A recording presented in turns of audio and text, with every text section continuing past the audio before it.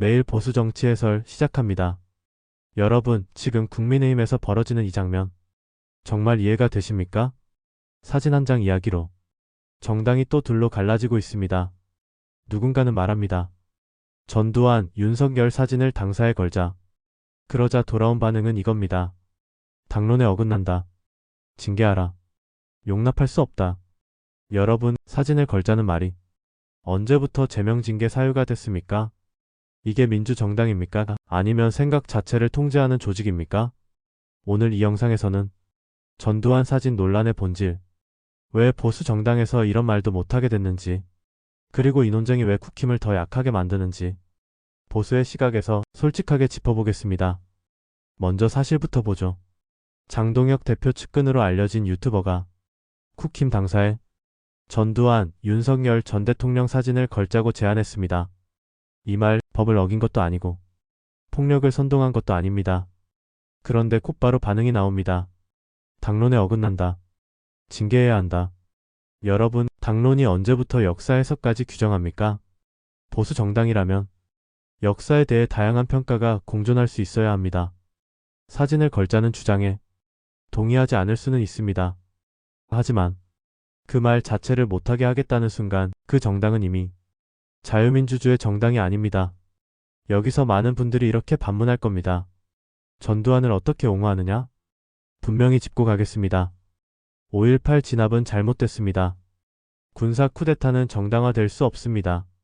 이건 보수 내부에서도 이미 정리된 문제입니다. 그런데 중요한 건 이겁니다.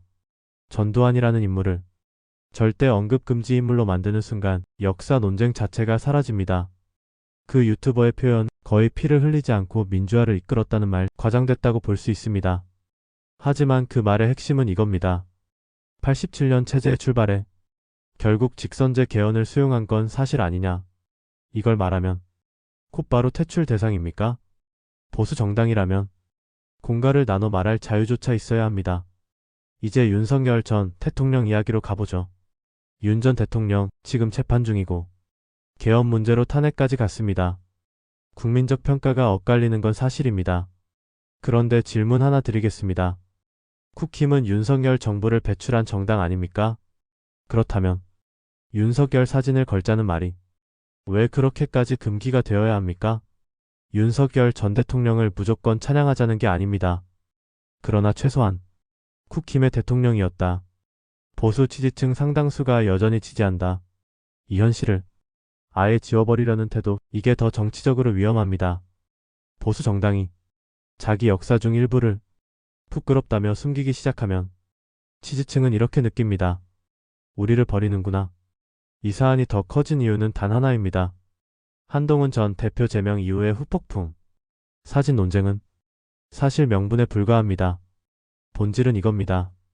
장동혁 체제에 대한 반감, 친한계의 조직적 반격, 당내 주도권 싸움.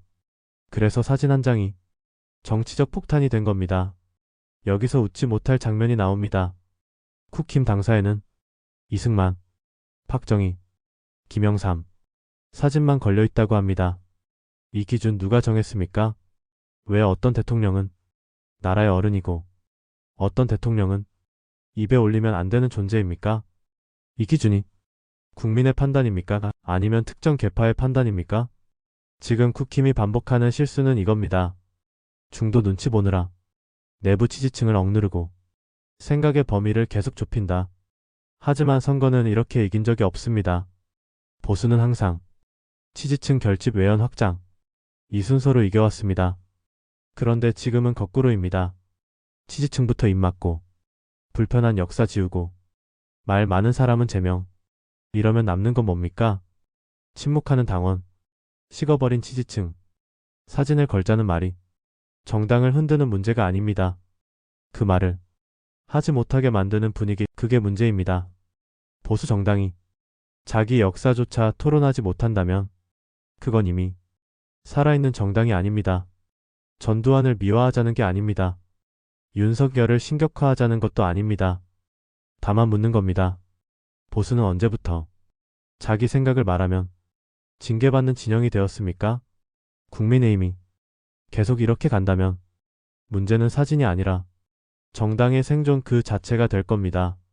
매일 보수 정치 해설 구독해 두시면 편합니다.